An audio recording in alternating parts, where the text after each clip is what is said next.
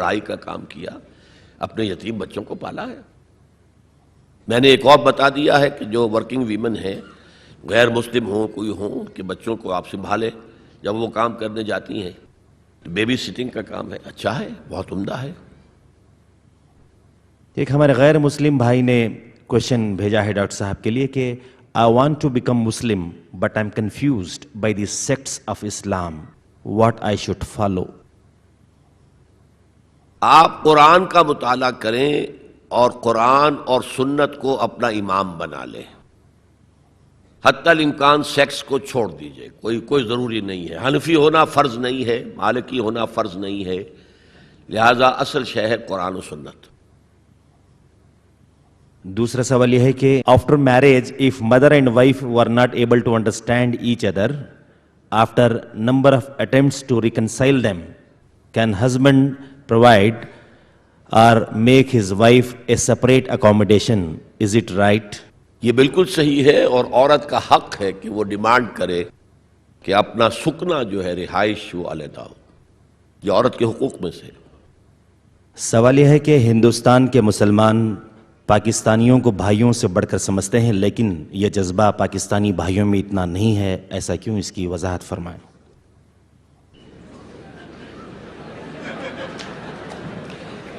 میں پورے پاکستانیوں کی یہاں پر نمائندگی نہیں کر رہا، اپنی بات کر رہا ہوں۔ ایک اور سوال یہ ہے کہ what is the responsibilities of a man towards his wife's mother? وہ بھی میری والدین ہی کے حق میں ہیں، ان کی بھی خدمت ہونی چاہیے۔ دوسرا سوال یہ ہے کہ آج کل اچھے دیندار گھرانوں میں بھی مخلوط تعلیم کو یعنی کو ایجوکیشن کو وقت کا تقاضا سمجھا گیا ہے۔ ان سے اگر کہا جائے تو وہ یہ کہتے ہیں اور دلیل دیتے ہیں کہ اگر کو ایجوکیشن کا طریقہ اختیار نہ کیا جائے تو ہماری لڑکیاں اعلیٰ تعلیم سے نہ ہائر ایجوکیشن سے محروم رہ جاتی ہیں۔ اس سلسلے میں قرآن اور حدیث کے احکامات کیا ہیں؟ براہ کرم تفصیلی جواب سے نوازیں۔ قرآن اور سنت کے احکام تو میں نے بیان کر دیے ہیں، اب آپ مشکلات کہیں اور مسائل ہیں تو اس کا یہ کہ حل آپ تلاش کریں، اور مجھے خوشی ہے بامبے میں اور پونا میں اور یہاں بھی کہ اب آپ بہت سے ادارے آپ اپنے قائم کر رہے ہیں، وہاں کو ایجوکیشن نہ ہو اور اچھی تعلیم بھی بچیوں کو دی جائے، تو جتنی بھی اس میں محنت کریں گے اتنا ہی آپ اللہ تعالیٰ کے اجر و ثواب پائیں گے۔ سوال یہ ہے کہ is it permissible for aged parents to stay with their married sons? Permissible, ضروری ہے اپنے والدین کو اپنے پاس رکھنا، ان کی خدمت کرنا، ان کی دلجوئی کرنا۔ دیکھیے میں آپ کو بتا دوں، صرف دو چیزیں ایسی ہیں کہ جن کو دیکھنا بھی عبادت ہے۔ خانہ کعبہ کو آپ طواف نہ کر رہے ہیں، بیٹھے ہوئے ہوں، اس کی تعظیم کے ساتھ، محبت کے ساتھ اسے دیکھیں، یہ عبادت ہے۔ اور بوڑھے والدین کو محبت کی نگاہ سے دیکھنا عبادت ہے۔ اصل میں بڑا سائیکولوجیکل پرابلم یہ ہوتا ہے کہ جب آپ چھوٹے تھے، بچے تھے، تو والدین کی محبت آپ پر مرکوز تھی۔ اب جب آپ بڑے ہو گئے، آپ کی اولاد ہو گئی، آپ کی محبت اپنی اولاد پر جو مرکوز ہو گئی، تو ایک محبت کی پیاس والدین میں پیدا ہو جاتی ہے۔ ہماری اولاد کا مرکز محبت میں کچھ اور وجود میں آ گیا، اور ساس بہو کا جھگڑا بھی اسی وجہ سے ہوتا ہے زیادہ۔ تو اس پہلو سے یہ ہے کہ اگر آپ والدین کو محبت دیں گے اور ان کو محبت بھری نگاہ سے دیکھیں گے تو یہ بھی عبادت ہے۔ سوال یہ ہے کہ ہم سب انسان تو اولاد آدم ہیں، لیکن یہ سائنس کہتی ہے کہ انسان بندر کی شکل میں تھا اور دھیرے دھیرے اس میں سدھار آیا اور فائنل اس نے انسان کی شکل اختیار کی۔ اس تبصرے پر آپ کا کیا اظہار خیال ہے؟ دیکھیے، بندر سب نہیں کہتے، شمپنزیز وغیرہ کے بارے میں کہا جاتا ہے۔ اب یہ ایک سائنس کا معاملہ ہے اور خالص سائنس کے میدان میں وہ ریفیوٹ کیا جا چکا ہے۔ البتہ وہ اس عرصے میں اتنا پرمیٹ کر گیا ہے کہ پورے ہمارے سوشل سائنسز میں، سوشالوجی میں پوری طرح ذہنوں میں بیٹھا ہوا ہے۔ سوال یہ ہے کہ آپ کو یہاں بھارت میں مسلم معاشرہ کیسے لگا اور یہ پاکستان سے کس طرح مختلف ہے؟ کم سے کم یہ بتائیں کہ یہاں مسجدوں کا منظر، نمازیوں کی تعداد عوام کا رہن سہن وغیرہ اور دوسرے ثقافتی پہلو پاکستانیوں سے کس قدر مشترک اور مختلف ہیں، براہ کرم تفصیل سے روشنی ڈالیے۔ مجھے آپ پاکستان واپس جانے دینا چاہتے ہیں یا نہیں؟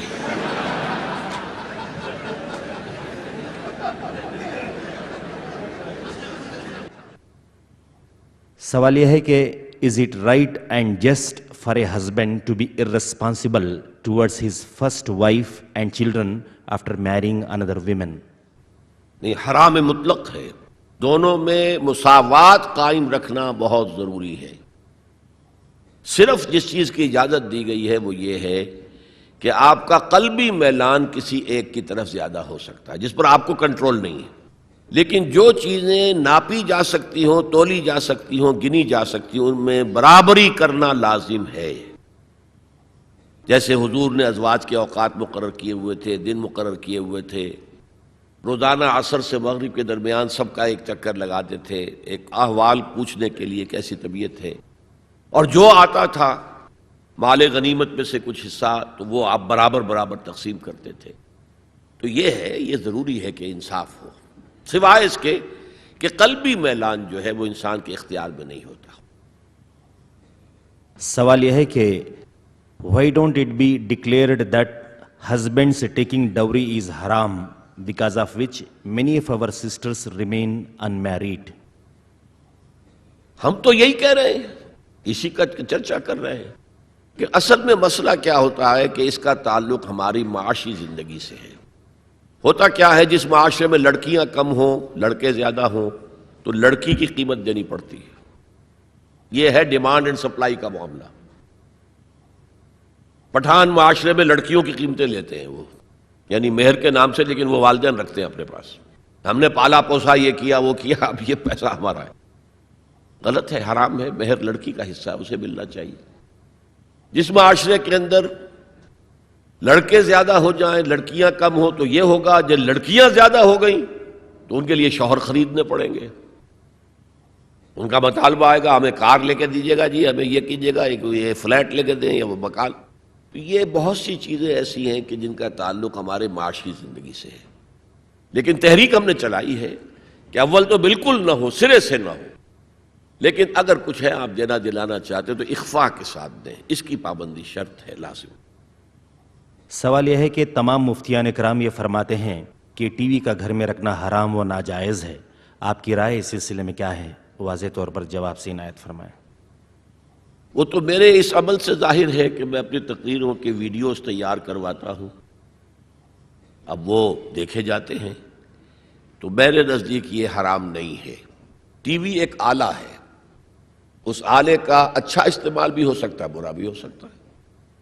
جب لاؤڈ سپیکر ایجاد ہوا تھا تو بعض علماء نے اس پر نماز کی قرات یا اذان یا خطبہ جمعے کا حرام، اب سب جگہ ہوتا ہے، تو نئی چیز پر اصل میں لوگ ذرا اپراتے ہیں۔ حالانکہ فتویٰ کس کا تھا؟ مولانا اشرف علی تھانوی رحمۃ اللہ علیہ کا۔ اسی طرح ٹی وی کا مسئلہ، ٹی وی تو ایک آلہ ہے، لاؤڈ سپیکر ایک آلہ ہے، آپ گانے بھی نشر کر سکتے ہیں، پورے محلے کی نیند حرام کر سکتے ہیں، اور یہ کہ آپ اس کو اچھے استعمال میں لے آئیں۔ اسی طرح ہے ٹی وی کا معاملہ۔ سوال یہ ہے کہ اس پرفتن دور میں فتنوں سے بچنے کے لیے کیا کرنا چاہیے؟ انہی کا دوسرا سوال ہے کہ کیا کفر کے نظام میں رہتے ہوئے کیا ہم نظام اسلامی قائم کر سکتے ہیں؟ اس کی جد و جہد کر سکتے ہیں، اور کیا عجب کہ اللہ تعالیٰ آپ کے ہاتھوں قائم کرا دے۔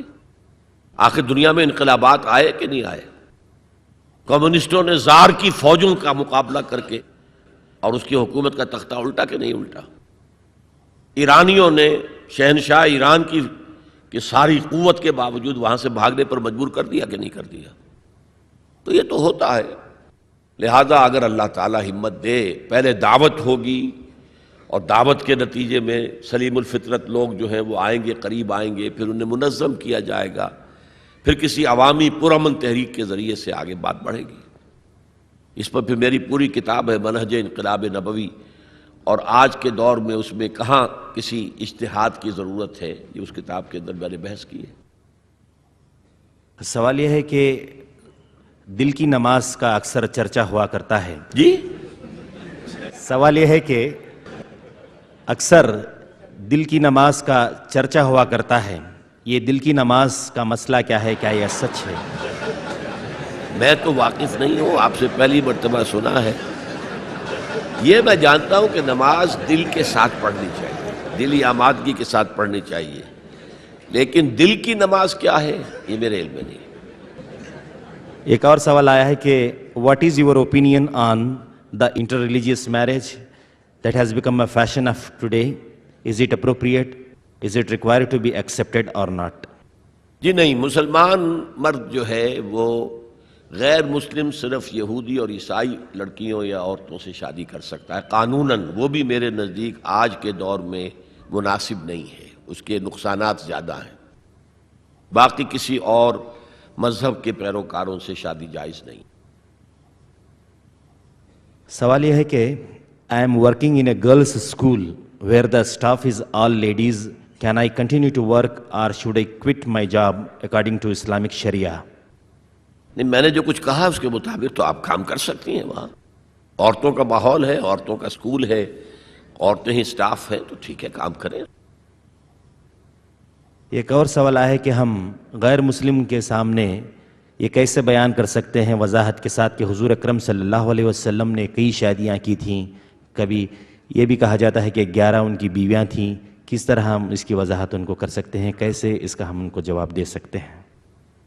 جواب دیجئے کہ راجہ دسرتھ کی کتنی تھیں، حضرت داؤد علیہ السلام کی کتنی تھیں. یہ ہر دور کی بات ہے. پولی گیمی جو ہے دنیا میں ہمیشہ رہی ہے، ہمیشہ رہی ہے. اور خاص طور پر قدیم زمانے میں جو سردار ہوتے تھے وہ اس لیے بھی شادیاں کیا کرتے تھے زیادہ کہ مختلف قبیلوں سے ان کے رشتے قائم ہو جائیں، تو اس سے یہ کہ سیاسی مصلحت بھی حاصل ہوتی تھی. پھر حضور یہ بھی چاہتے تھے کہ عورتوں کے بارے میں میری تعلیمات زیادہ سے زیادہ خواتین آگے پہنچا سکیں میرے بعد. جیسا کہ میں نے کہا کہ عورتوں کے لیے تو اسوہ صرف ازواج مطہرات ہیں، اور شوہر اور بیوی کے جو بہت ہی یوں سمجھیے کہ انٹیمیٹ ریلیشنز ہوتے ہیں وہ بھی ایک ضرورت ہے انسان کی کہ معلوم ہو شوہر جو ہے، شوہر بیوی روزے کی حالت میں کس حد تک جا سکتے ہیں، یہ معلوم ہونا چاہیے.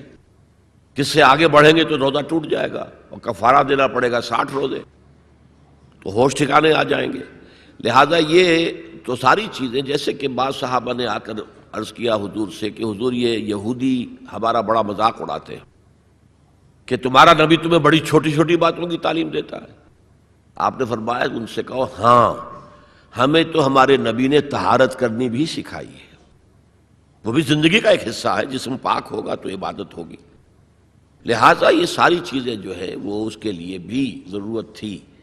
خاص طور پر حضرت عائشہ کے ساتھ اس کے ینگ ایج میں شادی کی سب سے بڑی زرز و غائب، کیونکہ انہیں اتنا عرصہ ملا پھر بعد میں، اور وہ معلمہ امت بن گئیں، اور وہ جو فقہائے صحابہ ٹاپ کے ہیں ان میں ان کا شمار ہے. اس اعتبار سے عبداللہ ابن مسعود ہیں، حضرت عمر ہیں، حضرت علی ہیں، یہ ہے فقہائے صحابہ، اور ان میں ہی حضرت عائشہ صدیقہ رضی اللہ تعالی عنہ کا نام بھی ہے. سوال یہ ہے کہ kindly clarify regarding family planning in the light of Quran and حدیث. فیملی پلاننگ کے لیے کنٹراسیپٹیو میتھڈز کا استعمال حرام نہیں ہے، لیکن یہ کہ اس کو ایک فلسفے کی حیثیت سے اختیار کرنا یہ ایمان کے منافی ہے. کہاں سے کھائیں گے، کیا کریں گے، کیسے کریں گے، تو اللہ تعالیٰ کی رضاقیت پر it's a vote of no confidence. اللہ تعالیٰ کی رضاقیت جو ہے اللہ نے اسی لیے فرمایا وَلَا تَقْتُلُوا أَوْلَادَكُمْ خَشْيَةَ إِمْلَاقٍ نَحْنُ نَرْزُقُهُمْ وَإِيَّاكُمْ. اپنی اولاد کو وہ مفلسی کے انداز وجہ سے بھی قتل کر دیتے تھے. مت قتل کرو اپنی اولاد کو مفلسی کے اندیشے سے، ہم ہی انہیں رزق دیں گے، تمہیں بھی ہم ہی دیتے ہیں. تو اس اعتبار سے وہ فلسفے کے اعتبار سے وہ مسئلہ غلط ہے، لیکن فقہی اعتبار سے یہ ہے کہ منع حمل کی کوئی تدبیر ہو. یہ نہ ہو کہ باڈی کے اندر مستقل کوئی چینج کر دی جائے، اسٹیرلائزیشن وغیرہ، یہ چیزیں جائز نہیں ہیں. البتہ منع حمل کی چیزیں جو ہے وہ ہو سکتا، کنٹراسیپٹیوز یوز ہو سکتے ہیں. پوچھا گیا ہے کہ ladies are forbidden to see غیر محرم but we are seeing you while you are preaching. Can it be permissible? آپ نگاہیں نیچی رکھیں. دوسرا سوال یہ ہے کہ اگر کوئی ماں باپ کی نافرمانی کر کے شادی کر لیتا ہے اور ماں باپ کی رائے کی کوئی اہمیت نہ رکھے تو اس کے بارے میں کیا حکم ہے؟ وہ گناہگار ہے، اس نے غلط کام کیا ہے، والدین کو راضی کرے، ان سے کسی طریقے سے معافی حاصل کرے. والدین کے حقوق ہیں یہ، اور یہ ان کو ادا کرنے چاہیے. ایک سوال یہ کہ نماز میں خشوع و خضوع کو کس طرح قائم کیا جائے اور خشوع و خضوع سے صحیح مراد کیا ہے؟ خشوع و خضوع، خشع کہتے ہیں جھکنے کو، اور خضع کہتے ہیں دل کی نرمی کو. تو نماز جب ہم پڑھیں تو دل میں اللہ کی محبت ہو، اللہ کے سامنے حاضری کا احساس ہو، تو صرف جسم ہی نہ جھک رہا ہو، ہمارا پورا وجود اللہ کے سامنے جھکے. اور اس کے لیے ضروری کیا ہے؟ وہی بات، 100 باتوں کی ایک بات، ایمان کو گہرا کیجئے. تو نماز جو ہے وہ معراج المومنین بن جائے گی. حضور کی حدیث ہے الصلاۃ معراج المومنین. آخری سوال ہے ڈاکٹر صاحب کی خدمت میں کہ جو آدمی شادی نہیں کرنا چاہتا، اسلام میں اس آدمی کی کیا حیثیت ہے؟ حضور نے فرمایا ہے النکاح من سنتی، میری سنت ہے. اب اگر کسی شخص کا کوئی عذر ہے، کوئی بیماری ہے، کوئی اور شے ہے جس کی وجہ سے شادی نہیں کر رہا ہے، تو ٹھیک ہے، یہ کوئی جرم نہیں ہوگا. لیکن ایک انسٹیٹیوشن کی حیثیت سے، جیسے رہبانیت ہے، یہ عیسائی راہب ہیں، راہبات ہیں، یہ شادیاں نہیں کرتے ہیں، تو پھر جو کچھ کرتے ہیں وہ آپ کو معلوم ہے، مجھے بتانے کی ضرورت نہیں. آخر انسان کے اندر جو تقاضا اللہ نے رکھا ہوا ہے، وہ تقاضا تو پھر انسان کو پچھاڑ دیتا ہے. وہ چیز جو ہے رہبانیت ہمارے ہاں حرام کی گئی ہے. اور اس میں ہم بھی بسا اوقات غلطی کرتے ہیں کہ فلاں صاحب تو صاحب بڑے اللہ والے تھے، انہوں نے ساری عمر شادی نہیں کی، اللہ سے لو لگائے رکھی. یہ کبھی نہ کہیے، اس میں حضور کی توہین ہو جائے گی کہ گویا کہ شادی کرنا جو ہے اللہ کے ساتھ لو لگانے کے منافی ہے. تو حضور نے تو 11 شادیاں کی.